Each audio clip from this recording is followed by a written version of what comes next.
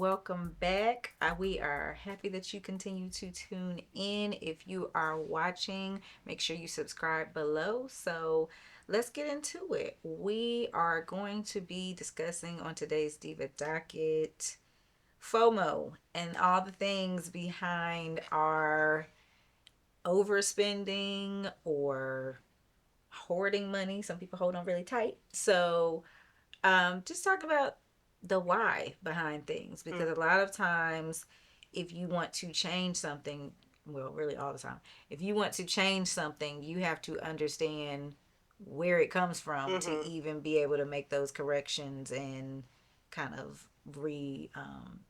steer your ship to a different space. So I think typically people are more concerned with overspending than I'm not gonna call it underspending because I don't know that you can underspend per se. But you know the folks that are just like hold on to the coin like it's their last. People don't like the word cheap, so we'll call it that. So we'll start with the overspending. Yes, the people with patience. So okay, I feel like there's some issues with acceptance there.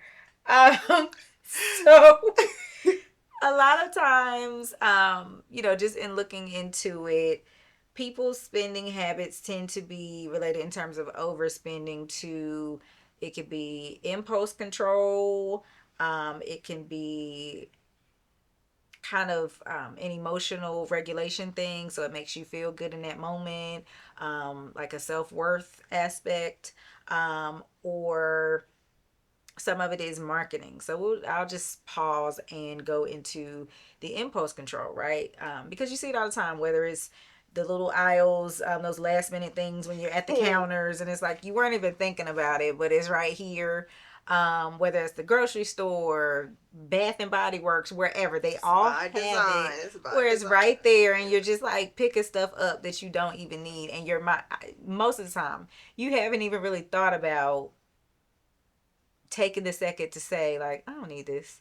And same thing with the ads. Like if you're on social media, you'll see stuff. And again, these folks pay the psychologists, the folks, big money to tap into your psyche, each of us, right, and how we think and what we like. So if you're a person who likes clothes, or they see you've clicked on certain things, suddenly you see the Amazon shop where it's like, oh, this is cute, or you could click right on Amazon and add it to cart and go get it. And again, not taking that moment to pause. So I think, and I've said it on a previous episode, but I think one of the biggest things that helps me, it's not 100% foolproof for me, but it has saved a lot of money, is waiting a couple days. So if you see something online, like don't buy it right then, like wait a couple days. If it's still really on your mind, you just gotta have that thing or what have you, and it's in your budget to do so, okay. But 9 times out of 10, you are not gonna be thinking about whatever that thing was 2 days Can ago. we think about the next advertisement? Right. So yeah. So again, like really take a step back from the impulse buy and give it a couple days, because like I said, 9 times out of 10, you're not gonna come back and buy it. You're not gonna go back and be like, oh, I just really need that thing. So yeah, and I know a lot of these terms that we use actually have like very technical meanings behind them, and we are not therapists. Yeah. So I'm sure that the impulse control part of it goes much deeper than just saying the word. Like, Yeah. but yeah, you do. I mean, I think it helps to recognize, because when I learned that is how stores are designed, right? Like purposely for us to do. Sometimes it actually makes me laugh when it works. I'm like, y'all did some good marketing, and I can laugh off and put the thing back down and move. Like, did I really need this notepad that had the black elves on it? I mean, it's Christmas time, sure, but I didn't come in here for some black elf notepads. Right. But they Right. so cute though. So I can kind of chuckle and be like, yeah, they just did some really really good marketing. Um, I do think, again, we talk about therapy all the time. I learned, because I have always thought of myself as really logical when it comes to money, Mm-hmm. right? Um, and a therapist helped me see, no, you got a lot of emotion behind your money too. Like, and I chuckle because I'm on the opposite spectrum of the overspender. I'm the quote unquote underspender and will clutch a coin. Now I have learned to spend the coin a lot. Most of the times, I will say mine is purpose driven. Like there's a reason I'm underspending because I'm trying to hit a goal or whatever. Um, but you know that also therapy has been passed down to me, right? Grandpa was the one with all the money in the stock under his bed because I'm not giving it to the man at the bank. Mm-hmm. Um, but I learned to hoard from grandpa and daddy. And, I just learned to pull in money that way. But, again, I have also learned how there, for me, I guess I've always justified it because they were also an open hand. Like it wasn't like if you ever need anything, I know I got it, but I'm not gonna spend $1. There are people out there like that too. Like Yeah. but they were very open handed and always helping whoever needs it. So it's like okay, you got to be able to clutch the coin because you're not gonna be able to help people if you don't have the coin to help them. So it was like a justification thing, but there is still a lot of emotion behind either way that you spend, whether like it's impulse control. For me, I had learned that a lot of my spending habits, or even the way that I think about investments in future is fear based. Like, and that is an emotion, right? So yeah, I think being able to like kind of acknowledge those things help you change your patterns. If you're looking to change your patterns, now you might not have a problem with the way that you're overspending, or underspending, and to each his own there. Mm-hmm. But if you recognize that it's a problem, like Mm-hmm. I really need to be able to save and I can't save, and it's not because of an income issue, Mm-hmm. or I'm sitting on thousands of dollars, but I won't buy this new door that is, crashing through the house, or that's tearing down. I don't want to spend the money on, you know.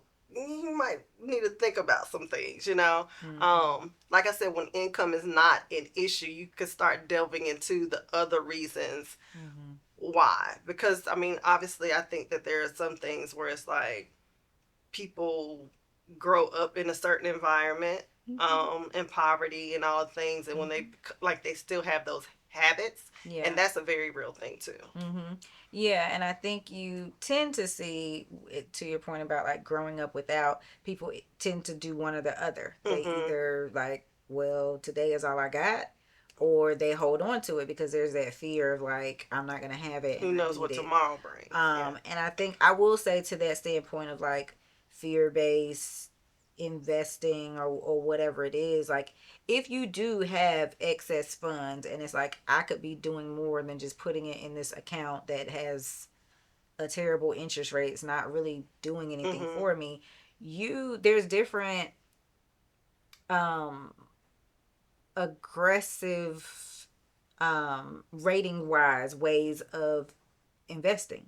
So like if you're into, or you're thinking about like, well, I do have extra money and I'm not using it to its full advantage, you don't have to do the quote sexy things you see where people are like going out and flipping homes and buying a bunch of property. Like that is not the only way to make your money make money. You don't have to do real Mm-hmm. estate or development or any of those things. And you could be, usually if you have a 401k, like usually it's in either the conservative, aggressive, or I don't know what they call in the middle, like semi-aggressive, I guess, category. So you can pick and choose. If you are a person like, listen, I do want my money to make money, but I want to feel safe, you can be conservative and you're Mm-hmm. still doing things to grow your money, but it's also the quote safest way to go about doing so, where you Mm-hmm. don't have as much risk, whereas aggressive tend to be more stock heavy. So it is like up and down with the market. Don't look at your 401k every day, because day to day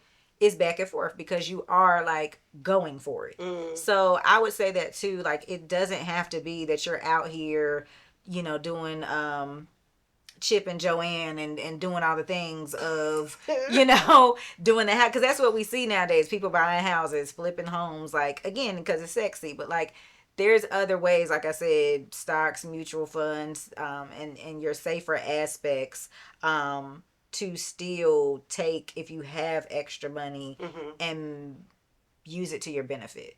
I would say that. Just, to kind of.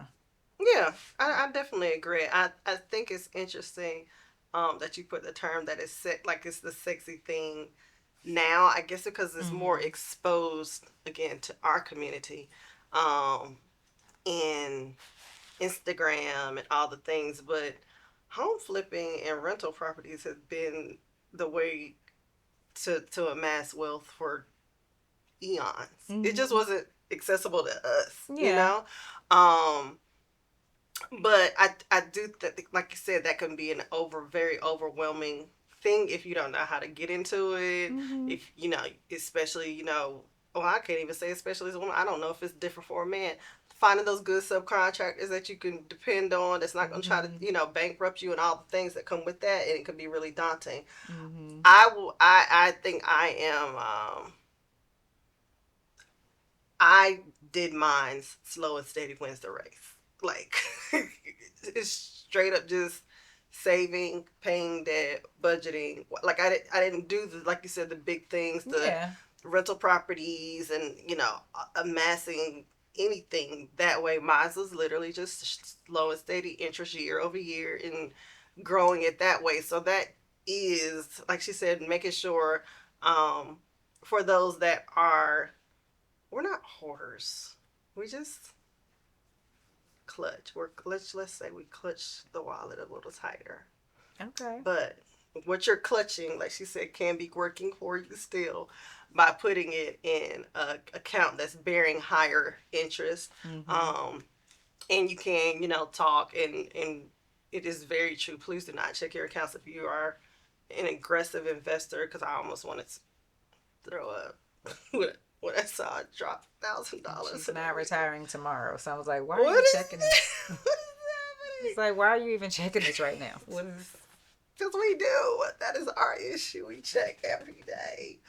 I've gotten better. I've gotten better. I do. I've gotten better. Yeah, I check the thing once a month because in my mind, I'm nowhere near retirement. So this does not. I think my mindset is like, this in no way indicates what's gonna be there when I'm ready. So it's like, I guess it could feel good or bad, but it's like, okay, it's not whatever year they say I'm gonna retire. I'm speaking this life. I'm not right 70 doing this. But yeah, so it's like, I think just a reframe. Obviously, like I said, they have those buckets because people prefer different things. Absolutely. Still been under 40. I'm like, then let's do aggressive. It's not like I can use it without a penalty anyway. Might as well just let it do its thing. So yeah, definitely that. I think, like I said, I think the real estate it's been around, but I think it seems sexier because it's more instantaneous. It feels like you can see it, you can touch it more. Like, I got this house and now I'm getting this rent. Whereas, you do a CD or you do a mutual, it's more of a creeper type. But so yeah, just segueing into other reasons that people overspend, because I do think, like I said, there's, and like Quick said, there is emotion on both sides. I just think in terms of, if you want to maybe retire earlier or want to be able to do more with your money, the overspender has more opportunity to kind of reel themselves in, if that's something that you're interested in. So, looking into things, the emotional aspect of it makes you feel better in a moment of loneliness or boredom, or, there may be some self-worth aspects there. There may be, if you grew up without, there's this thing, and this brand makes you feel like I made it or I have it. So, like, really being honest with yourself about, if you do find yourself overspending, like, what is this in that moment? What is this doing? What did I feel? What did this do for me? And we are both advocates of, talking to a therapist, or especially, I'm sure those financial advisors, they probably have part of that in their coaching is Mm-hmm. understanding, like, okay, what's going on? Mm-hmm. Because you kind of have to tap into that to be able to understand how to build that up. So if it is like a worth thing, or if it is, okay, I'm bored and I find myself, or when I'm lonely or I feel bad, identifying that and then figuring out tools, because you're going to be bored again at some point in life. You're going to maybe feel loneliness again at some point in life. So the tools are, things you put in place to make a better decision for yourself when you feel that negative emotion again.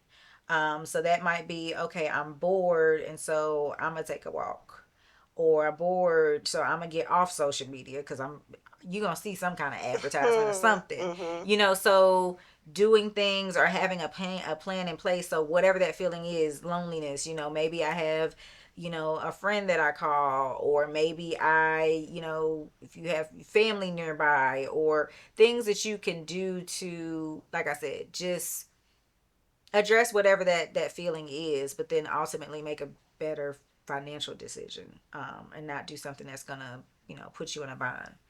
Yeah, Mm-hmm. totally agree. I think that can also apply though to the underspender as well. I tend to think about like a lot of the times they don't really seem to enjoy life as much. And then even as I'm saying that, I'm wondering, is it they don't enjoy life as much, or they don't enjoy life as much as other people who maybe overspend or are normal spenders would expect them to, right? Oh, they're not taking the big trips. Mm-hmm. They're not staying in the 4-star hotels. Um, but like I think about my father. My father loved to work. Like Mm-hmm. that brought him joy. Mm-hmm. But we were like, you never relax. You never go into Karen West didn't bring him joy. Like it was like Yeah. around a bunch of like that wasn't his thing. Mm-hmm. But from the outside, it's like you did you really enjoy your life? You were. Mm-hmm. But his thing was buying, the newest lawnmower gadget that Mm-hmm. he enjoyed. So for him, it was Yeah. his form of joy.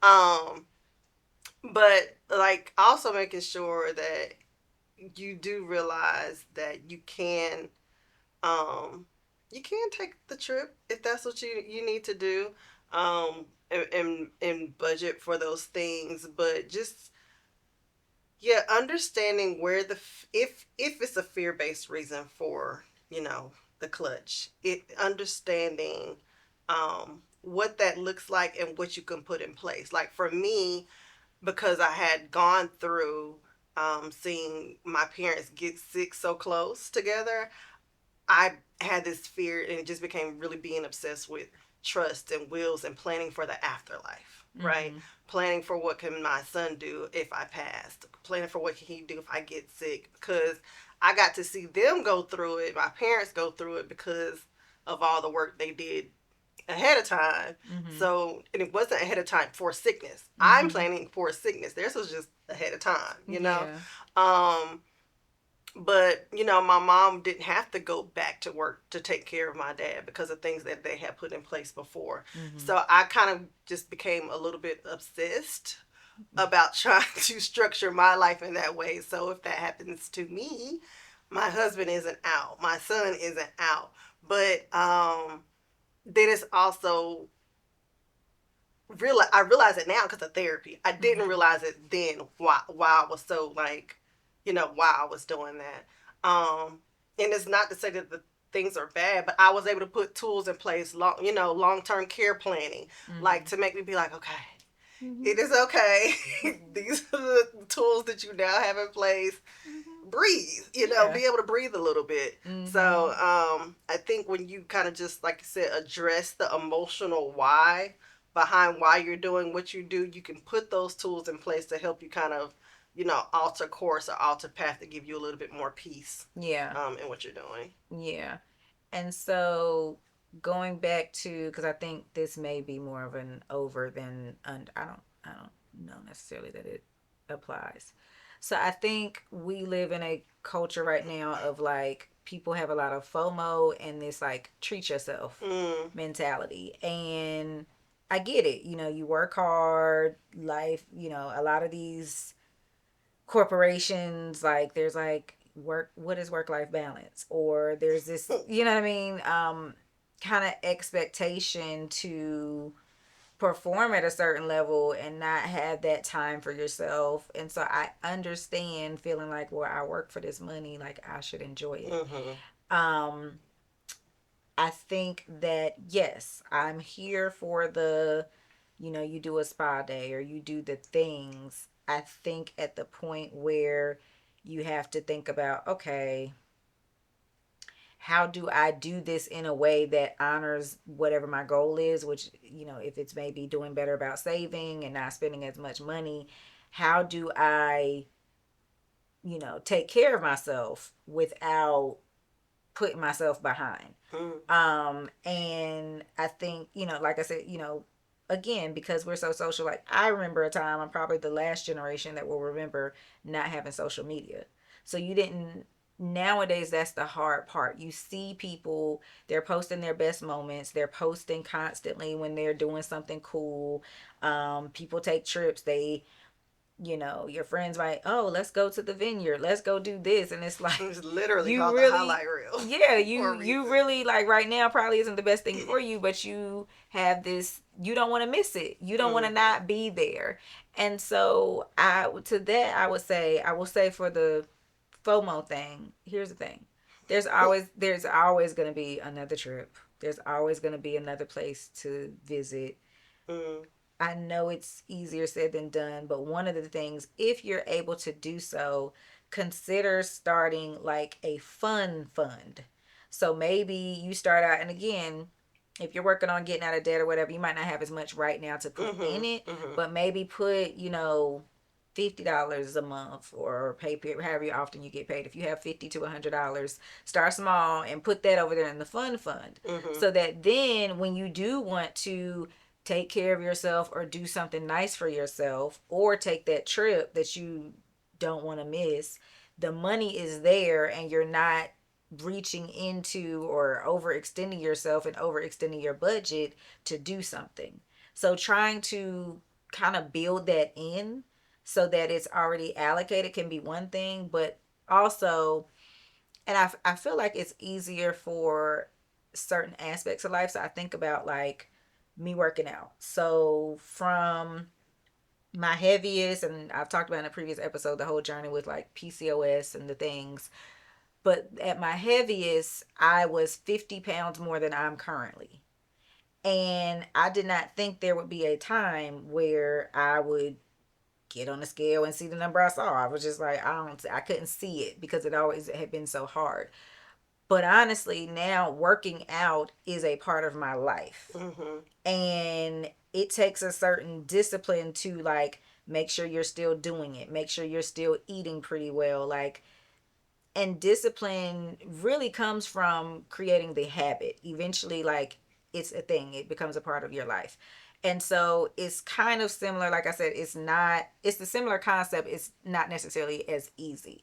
So the same thing, the same habit discipline building kind of applies here, of like, I'm never gonna tell anybody not to enjoy, like, because you get one life and you shouldn't just like not do anything fun because, like, don't. But I do think, and it's something, I'm always honest with you all, it's something that I'm working on, is putting those funds there. I think a lot of times if I know something's coming, like, I'll just be like, okay, well, that's gonna have to be a part of that month's budget, as opposed to, and I was good about it before the wedding, and I think, after that, stuff just kind of got off track. But having a separate fund for travel, and having that separate fund for, like I said, those times that, maybe, I don't know, some people, if you got it like that, they might go once a month or quarterly, however often it is, whatever your thing is, kind of putting that money to the side so that when you want to do it, like, okay, I've already put it aside for that. So that Mm-hmm. would be kind of my tip, because I, being honest, I have tended to sit in the overspend side. Mm-hmm. So just, not telling you nothing that I ain't know or I don't, struggle with or be good at sometimes, not the other times. The other thing for the overspender, said it before, I will say it again. I do not have my checking and my savings connected. I have my savings in an online account. If you need it, it's going to take you like 3 to 5 days to get it. So again, if you actually do have to go into that savings, you needed it. It's not a situation where, oh, I just wanted to go do something fun. Let me just move the money over. And it's in one of those higher interest accounts so that your savings is making money. So that's the other thing that I just put out there for the over, like, put some of those things, get out of your own way in certain ways, yeah. Yeah. I you said a few things. So I don't think it's any harder or easier for physical discipline or financial discipline. Honestly, I think they go so much hand in hand because the consistency it takes to work out and eat right. Lifelong journey. Like it's just, to me, it's just as hard to do that financially. So it's the same work, right? And I will say, when you mentioned about like having the fund, if you have started to fund your fund, be committed that fund is your fund. And if the fund you want to have, it can't be funded by that account, don't go. That's the overspending, right? Don't just go into another account, even if it's there. Like, that's the discipline part of it. That's the commitment part of it, to try to change those habits of being like, I just cannot. Like, this ain't the fun I'm supposed to have this time, and it's okay, right? And that just goes to that FOMO, like, it's okay to miss out on some things. So you don't see it on the gram and just be like, next time, and I think for like for the underspender, like I think a lot of, because we are underspending, right? And we do have a fear of missing out. I just think it's something in our brains that could switch it and be like, I wanted to, but I didn't want to spend the money on it to go, right? So we not necessarily okay with missing out. Yeah. But the underspending comes in. It's like, I wouldn't have wanted to pay for it. Like, I would have felt a way coming back from that and spending $700 in a day. Now I might do that for a birthday, but I'm gonna be sick, a little nauseous, after I go back and be like, wow, we really went to 2 clubs and spent $500 for a few hours. So I think overspender or underspender, like, I think budgeting and being committed to what you say you're going to do is helpful in either vein. I definitely think for underspenders, like, understanding why you tend to underspend, and I can't say that a lot of it is fear-based. I can say mine is fear-based.